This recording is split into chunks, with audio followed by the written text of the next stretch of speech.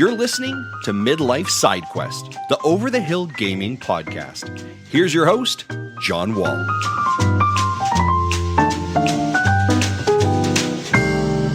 Welcome to Midlife Side Quest, episode 24, and thank you so much for tuning in. On today's episode, we're going to be talking about Metroid Prime Remastered. If you haven't yet subscribed to the show, please take a moment to do so, and I would also really appreciate hearing your feedback, which you can do by leaving a review wherever you're listening to today's episode. You can also find me on Twitter at MidlifeSQ. So, as I've gotten older, I have become more aware of the need to pay closer attention to my health. My metabolism has slowed after I hit my 40s, and I've put on some extra weight. My blood pressure and my cholesterol have both needed medication to keep them in check. And with a podcast about being an elder gamer, I think that gives me an opportunity to talk about my experiences with my health. And I think it's good to talk about that, especially since I know so many men out there are bad about getting things checked out and talking about their health. So once I turned 45, my doctor told me at my yearly physical that it was time to get a colonoscopy, which is recommended every 10 years after you hit 45. Never having gotten one before, I freely admit that I was pretty nervous about it. I mean, having a tube with a camera put up your butt doesn't sound like a great time to me. But after having the procedure this past Monday, I have to say that it was way easier than I expected it to be. And in fact, the lead up to it, the preparation for it, was much worse than the actual procedure itself. 2 days beforehand, you need to go on a low fiber diet, which isn't terrible. But the day before, you need to go on an all liquid diet. And as a bigger guy who loves his food, going, what turned out to be about 36 hours with only Jell-O and popsicles was rough. And then the night before the procedure, you need to drink about 64 ounces, which is 3+ bottles of Gatorade mixed with an entire bottle of Miralax.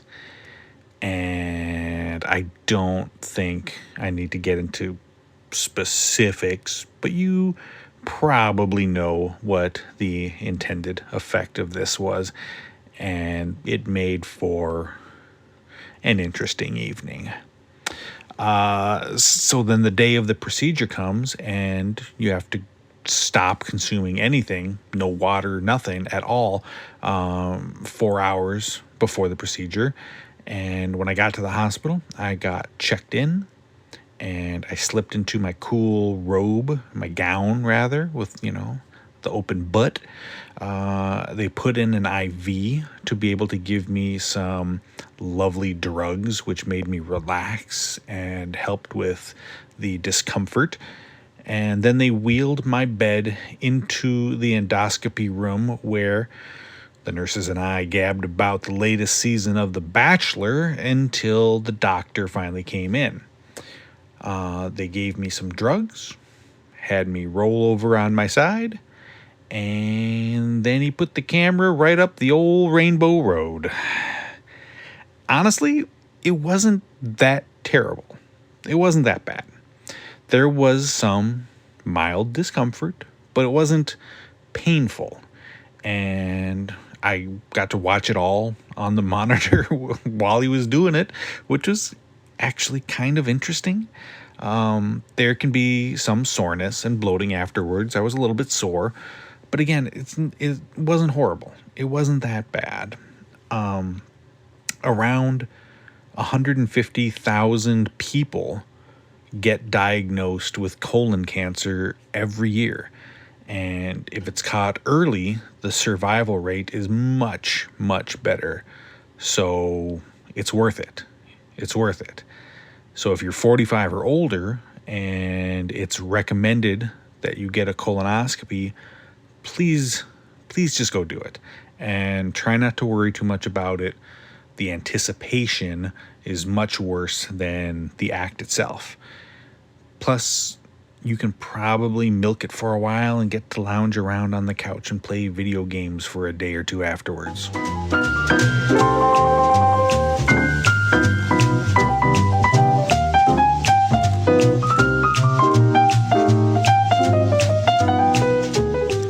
I was not a big fan of Metroid Prime when I first played it on the GameCube. For whatever reason, it didn't click with me, and I never completed it the first time around. Thankfully, the good folks at Nintendo were nice enough to send over a copy of the new Metroid Prime Remastered, so I've had the chance to play it again and see if something would resonate with me now, 20 years later. And I'm very happy to say that it has. First of all, they've done a great job as far as the presentation goes. They've gone in and redone 3D models and textures and lots of little touches and details that make the game look new again. It's not going to blow your mind visually when compared to other new games that are hitting the market, but as someone who hasn't played the original since it first came out, it does a really good job of making the game look how you remember it being in your mind. When I first started playing this, I thought, all right, this looks good. This looks pretty good. But it wasn't until I went back and I looked at footage of the GameCube version on YouTube that I really appreciated how much work they put into this. So the things that I think got in the way of my enjoyment in 2002 are still there, but now I've either found a way to get past them or just have a greater appreciation for what they were going for. First of all, I remember in the original game being super annoyed by how much real estate Samus's helmet and visor hood took up on the screen. There was so much going on that it hurt that immersion that I wanted to feel. And when I started playing this, I immediately felt that same way. Like there's just so much here. And I don't know if this was in the original release, but I discovered in the settings that I could, for one, completely remove the helmet visuals that surround the screen and also adjust the transparency of the HUD to a degree that felt much, much better. So that was great. The other thing that I learned to embrace this time around is that this game is not a first-person shooter. It's an exploration game. Yes, there's shooting, but it's not really like the focus, and it isn't the most satisfying mechanic in the game. Instead, it's all about exploring your environment, scanning things for clues and bits of lore, and finding your way around this map and figuring out how to get from place to place and through the obstacles. In a way, it feels like it has much more in common with the immersive sims that would get so popular years later after its initial release, rather than shooters like Doom or Halo. And speaking about finding your way around the map, it's hard for me to say if this was a flaw of the game or if it's just me, but I was constantly getting lost to the point where I had to consult a guide after only a couple of hours to figure out what I had missed or where I was supposed to be going. Again, I have a horrible sense of direction in real life and in gaming. Just ask my wife, so who knows. Something I do know that I wish the game did better was adding some of the modern touches that have made the genre better in years since, like fast travel. I know that having to run back and forth across the entire map might add to that sense of place and immersion of being on this planet, but there were many times when I just wished that I could select a spot on the map that I knew I had to go to and warp there. Also, a good checkpoint system, or any checkpoint system. More than one time I died after spending 15-20 minutes exploring, only to be sent back to the last time I had manually saved. I don't think it really would have hurt to add some of these quality of life touches that we've become so accustomed to lately.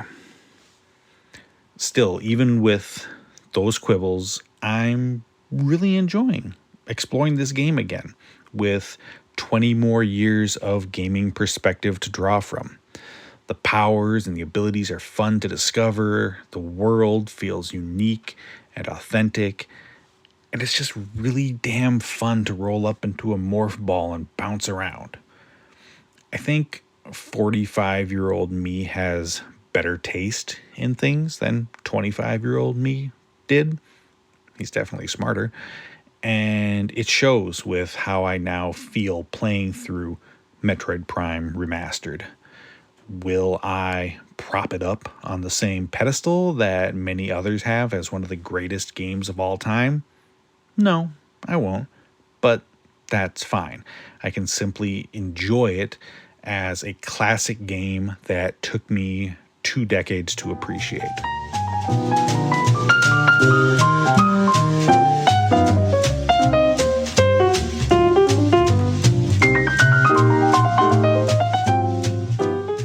Before we end the show this week, I want to give a shout out to the folks at Xbox Era who are celebrating their 150th episode this weekend. It is tough to keep a podcast going and good for that long, and they should be celebrated for this milestone. Also, they are celebrating in style by interviewing one of the most iconic Xbox developers of all time and the creator of one of my favorite series, Gears of War, Cliff Bleszinski.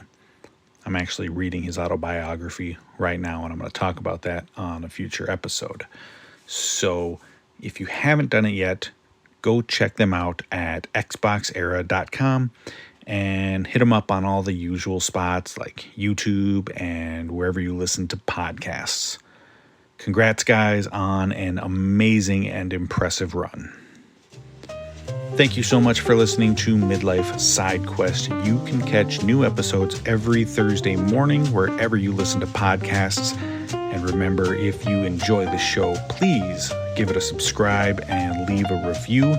And you can follow the show on Twitter, where we go by MidlifeSQ. Until next time, be well and keep playing.